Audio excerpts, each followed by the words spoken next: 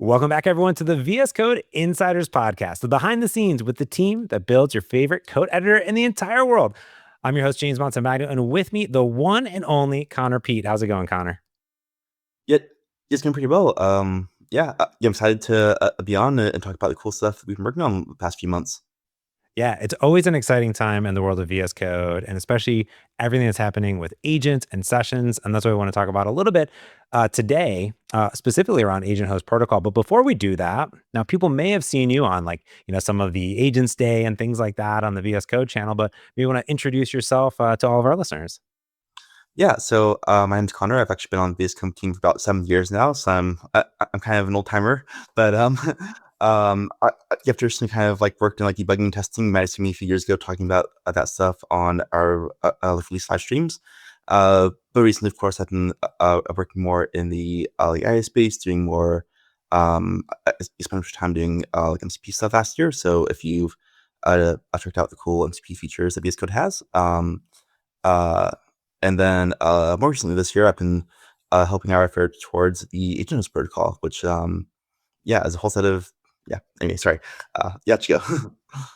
Yeah, it's a whole bunch of good stuff, which I'm excited to dive into because that entire space is evolving. And it's fascinating. You're talking about MCP. I was just playing around with the GitHub MCP, and they have a bunch of MCP apps built in now. So when you go to create an issue, you get that beautiful UI. I'm a huge MCP fan, and I know it continues to evolve, and they're working on new specs and things like that. Yeah, how was it working on MCP as it was evolving since it was changing so fast?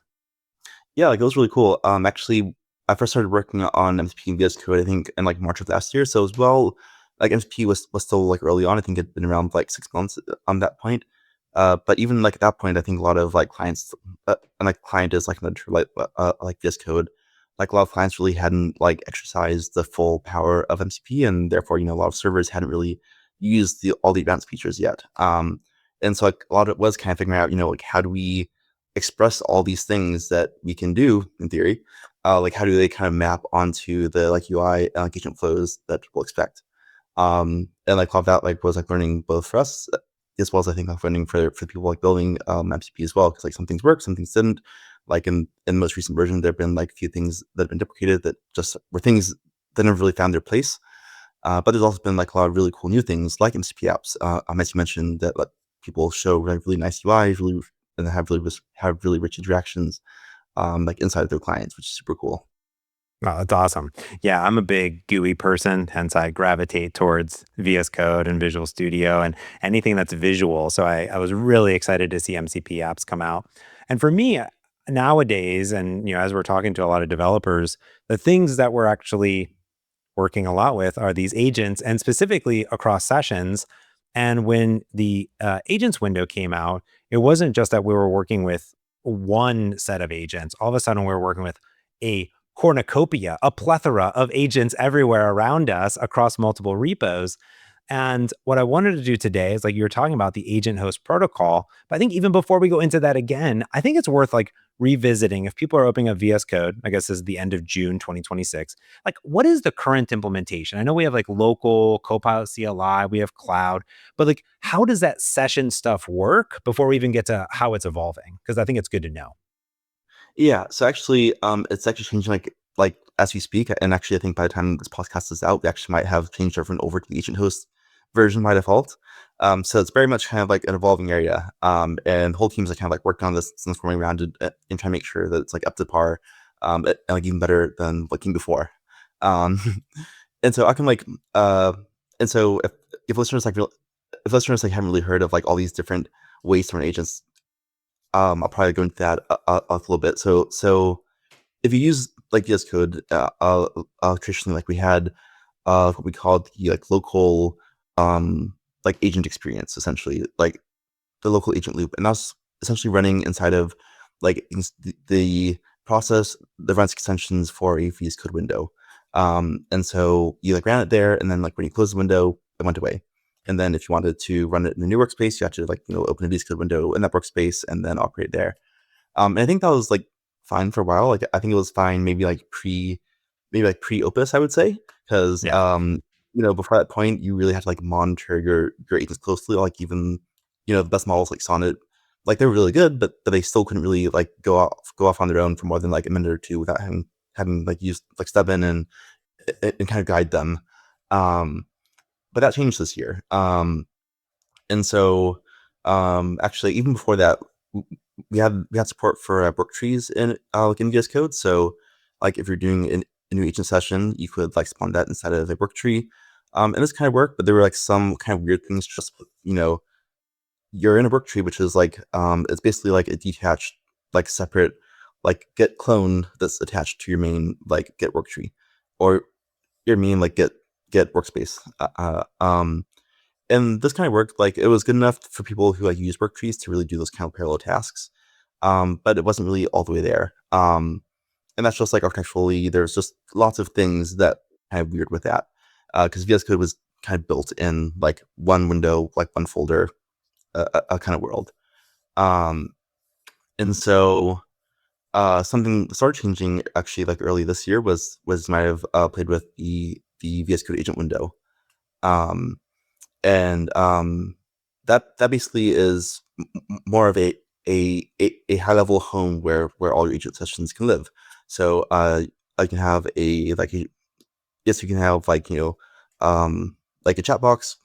You pick a folder like where the agent like works in, and then you can spawn it off, and then you can like mount and then like and then you can monitor all the them in one place.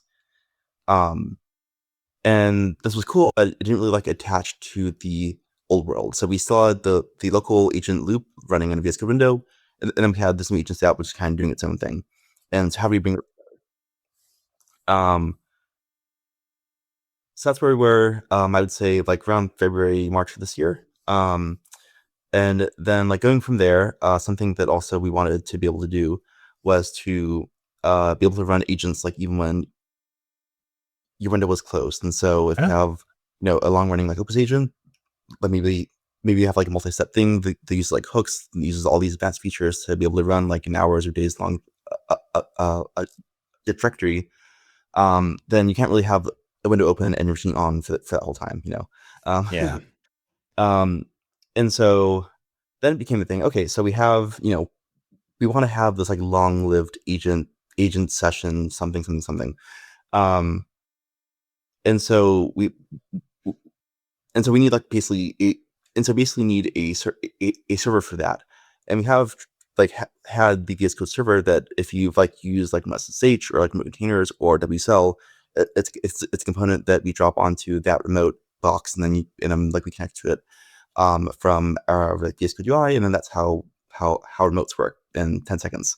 Um, and so like this kind of seemed like a natural sort of place to put that, but then got to the second problem in that VS Code server is actually locked to the version of VS Code that you're using. And this year we started actually doing also like the like weekly the weekly like releases, which I know many people have probably seen that big blue update button. I'll get it sure. Um, Every day, all the time, yeah, yeah, nonstop. yeah, I love it. yeah. If you're on Insider, it's every day. But like, yes, then like, yes, then like, you've been questioned. Okay, we can put it in the server and like we can run the server, but that server is like commit locked to VS Code. So we don't really have like a notion of like cross compatibility. It's just the server is built on some commit that the VS client is built on it. And then like when you connect to a remote or when you start the server, we pick the server that matches that commit version. Oh, But if you have like a like agent session like running for say a few days, which like might not be common now, but in like a year from now, you can definitely imagine models improving and like and getting better at that. That will probably or that will definitely be a thing. And so we can't really say, oh, like you can't connect to this remote because the version is like too old or too new, and like we don't want to kill that session. So then the next step from there is okay. We probably need a protocol for this. Like we need like a separate like version protocol that we can use to interact. That we can point a client and say, okay, this client speaks this protocol. It speaks to a server like with this protocol. Um, and then as long as we can do like kind of like some verb, we can do versioning there, like independently of what we've traditionally done just with like IPC and VS Code. Then we can get that communication, and that essentially is what the agent host protocol is. Um, okay. so that's kind of how we got to like where we are currently. And agent like an agent host protocol is also built to more than just like talk from the like client VS Code to the server, because it's like, okay, we have the server, it's running on remote, it's running an agent session, it's running for maybe 2 days. What if I connect from my like desktop machine, but I also connect from my laptop machine? Like we have to have like coordination and kind of state, and like state syncing there. We have to deal with like disconnections. We have to say, if I have a client that connects and maybe provides like a browser tool, how do we like model that? And how do we say, oh, I have my machine connected. I can visualize a browser even when my machine where I'm running the session might be headless. And so there's all these sorts of things that that are ultimately like what we ended up tackling in the in the agent host protocol. That's pretty cool. And it seems like if I kind of decouple it, like you kind of are, and the session's out, right? You really are sort of taking it out of the process, right? And I think that's a really nice way of evolving and looking at how agents worked, right? Like you said, you had this window, you had a chat, it was there and it was gone. And then we kind of moved it out. It's up one layer across the main window doesn't have to be open. The agent is aware of the different folders it can do stuff. And then you get into this problem is, well, me, I'm on all these different machines or I'm online and I have tunnels and like where and how are these running and how am I persisting? Like when you go to the agent host protocol website, it says synchronize multi-client state for AI agent sessions. It's a very nice website. It's all open source. Actually, I think the website updated between yesterday and today. I'm pretty sure, which looks very nice. So is the agent host protocol, that's something that we at Microsoft here created? I assume it's open source. There's a specification. Is the hope that right now VS Code is using it and then others use it, or what's the hope? Definitely, yeah. So it's kind of like in the kind of lineage of the debug adapter protocol and the Lime server protocol, which are two protocols that the VS Code team also like made that are now standardized as things across the ecosystem of IDEs. And yes, this also kind of aims to be like a similar thing where if you like want to build um, like a client to a like agent ecosystem, then you can use like this protocol, and then you can plug into any server that speaks protocol. Likewise, if you want to build like your own version of a super cool agent, like agent harness like orchestrator, then you can implement like that protocol, and then you can all of a sudden just like work with all the UIs that are built for it. So like it's used in VS Code. You can actually point VS Code at any server that speaks the protocol. Um, and likewise, we have a flag in our server. So if someone wants to like pull down the physical server, or just if you're on their computer, they can run like code space agent space host. They'll actually run a local agent host, and then they can build a UI off that. And actually, we had like a few people like on our team do that. We had like someone make a mobile app. Like I actually made a little process that just like connects to my Stream Deck, and so I can like now monitor my agent sessions like on my Stream Deck, and I can like see like if they're done, or if like it has like a question or input. And I can just like click on the button on my Stream Deck to open it, and in the agents app, go on the VS Code window. It's actually like, quite pluggable. Like I think most clients that we built it, like the AI has been able to take the like model has been able to take one shot it essentially, just like point at the protocol, say I want to build a client, and then does it. And it's actually pretty cool to you see it happen. So right now, VS Code and the agents window, how it's showing up today, is it then both the server and the client basically in some instances? And we have multiple clients that are attaching to this agent host server, basically, if I'm saying that correct? Yeah, so by default, we ship the like local agent host, which is built into VS Code, so it can be like spawned as soon as you want to like interact with it, as soon as you like send a chat, either in the agent window, or in your VS Code window. And it's actually today, if you have an agent host backed like session just in your normal VS Code workspace, you can actually open the agent window and see that happening like also over there. So that's actually like that's actually like already kind of like syncing locally in that way. But also the agent window actually supports connecting to like SSH and WSL. The container support's probably going to come soon, and you can also just like configure it with any like WebSocket like host support that an agent host server speaks on. Very cool. So that means like today, because I did a video on the VS Code vscode.dev/agents website, which I think that's using this agent host protocol, correct? Yeah. So that would mean that while the team built vscode.dev/agents, anybody could then build James's best agent sessions management tool thing that would be then speaking to all of the sessions that were then spawned from VS Code, or I could spawn them myself, I guess, too. Definitely, yeah. So that's it. Yes, that website is going through the tunnel connection, and so if you're in the vscode window, or if you're in the session window, or sorry, the agent window, there's a little like radio tower icon, and if you click that, then that'll basically publish that like instance to the tunnel, and so then you can like connect to it from any other like agent window on any machine like where you're signed in, or just go on vscode dev/tunnels, or sorry, vscode dev/agents, and then pick it and then connect to it there. And then also, like as you said, if you wanted to build like a super cool new like iOS app to do agents, uh, um, it's the same deal there. We have like like already like a Swift SDK, and some folks have used that on team like already to build those apps. So yeah, it's pretty cool to see. That's awesome. Yeah, I think that's really neat to be able to say, hey, there's this thing that was locked in. And it kind of really talks to the openness of VS Code, right? This extendable ecosystem, the APIs, even for what's in the window and things like that are available for developers to tap into, get their models in the picker, right from the drop down. And now being like, hey, you can build these custom experiences on top of our ecosystem. So I think what's fascinating is when you go to the Agent Host Protocol website, you kind of get this idea of talking about the problem of these sessions are stuck wherever it started. Now you can bust out of this. But there's this interesting image that I think kind of talks about how different IDEs and different agents and different things are talking up to this agent host. And one of the other key pieces of terminology that I see in there is agent client protocol. And I noticed recently, like the Copilot CLI, for example, can expose agent client protocol and then like IntelliJ or like Xcode can kind of connect to it.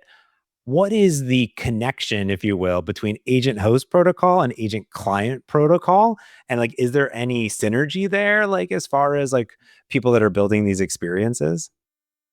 Yeah. So the agent client protocol is essentially like a control protocol for a harness.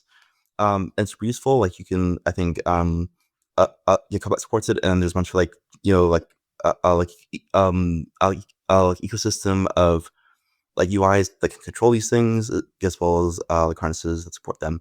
But it doesn't really solve some of the more like higher level things, like how do we like sync state, and how do we handle like reconnections, and how do we do all these other kind of like, I guess, like hard things in the like networking world, and like in a more like distributed system kind of thing, like where we want to like retain the state, uh and the cloud clients to come and go seamlessly, and handle like drop connections, handle timeouts, all that sort of thing. Also, also the Agent Host protocol can speak actually to like multiple harnesses, and actually in out like in our agent host implementation, we actually support of course a Copilot, as well as the a Cloud Code SDK, and also the Codex SDK is going to come soon, and so like you can actually like use all those like in the model, and then like you can use like all those like wherever you have an agent host, like the server deployed essentially. Um, and so it's kind of like meta layer. And actually, I think something that we'll probably do at some point is actually add a built-in connector for ACP, and so you, and you can like configure your agent host to like point at this like ACP speaking harness, and then it can just plug right in there and just come up as one more option, um, beside a Copilot, Claude, and Codex. Oh, fascinating. So you almost kind of see this world where these harnesses anyone can kind of invoke the harnesses, but anyone else can then spawn and manage and kind of create an ecosystem of harnesses and sessions all living harmoniously together. Is that kind of the vision that we're seeing here?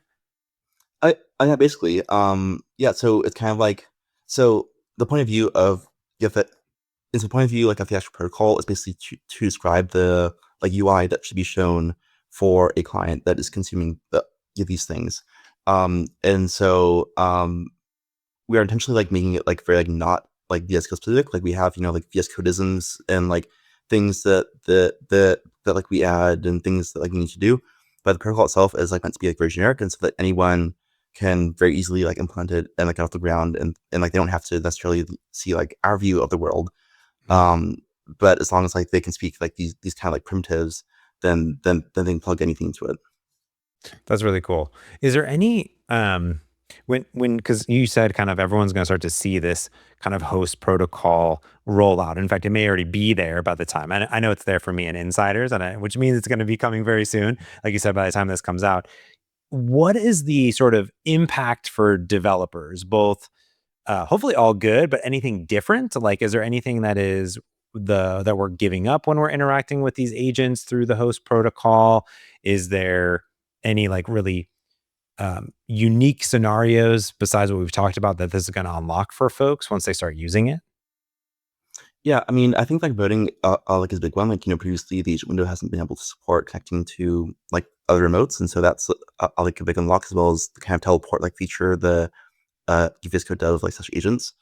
Uh, I'm also like we're actually seeing like some like adoption as well for like other parts of the of the GitHub like ecosystem, and so like you should should also like make like more like integration there, like easier in the future. And like I'm not sure like how much we can talk about that yet, but there should be like really cool things like coming down the pipeline there as well. But like overall, I think like if you're like just like in like AVS code window, it should like look and feel about the same. But as soon as like you want to like go beyond a window, like when you start you want to when you like start you have to you have to want to deal with like like work trees, like remotes, like managing like maybe like dozens of sessions. Like that's really where um like this new model or this like new view of the world pays off. Are we also going to see, Connor, if I open up VS Code and I open up VS Code Insiders and I'm using the host protocol in each, are my sessions going to show up at the same time in both places? Or are they still going to be decoupled because they're both running different servers? Good question. I don't think that we have that out of the box just because like Alginstart is probably is going to want to like ship ahead of stable. But you could definitely actually have like insiders just like point at saying here's this like host and port of my like stable Asian host server or vice versa, and then and then if you do that, then it should just work. Assuming that the versions are all compatible. Yeah, that'd be awesome. I mean, it does make sense because Insiders Day is revving all the time and things are changing all the time. But it sounds like this decoupling would mean that I could almost build an extension if I wanted to kind of do whatever I wanted, I guess, and connect to these different, host protocol servers and then pull them all together. Like, there's nothing stopping me if I was to run on like 5 different machines to create an extension that connected to all those machines and then show everything running on all my machines. Like, that's a possibility, right? Yeah, definitely. Like you could like build like an extension for that. Like I think the th- the point where the like support is put in, like is in a setting, and so you could like have your extension like write that setting, and then when you do, it'll just all show up in like in sessions list. Um, or you could build your own custom CLI or like build like a web view little thing in VS Code. Like um, there's there's also possibilities. Well, let's talk about those possibilities. So you kind of talked a little bit about like the problem that it's solving, the implementation, kind of how it's showing up today and will be showing up inside of VS Code. I guess like what do you think like long term, like these types of experiences? I've talked about a few things I think about. Well, how is the team looking about it that VS Code is going to evolve like once this thing is rolled out? Like what things was it going to kind of enable? I mean, we're not going to commit to anything, but this is the VS Code Insiders podcast. So we can pipe dream Yeah. a little bit. Yeah. I mean, I think the next kind of like big thing is more around like orchestration.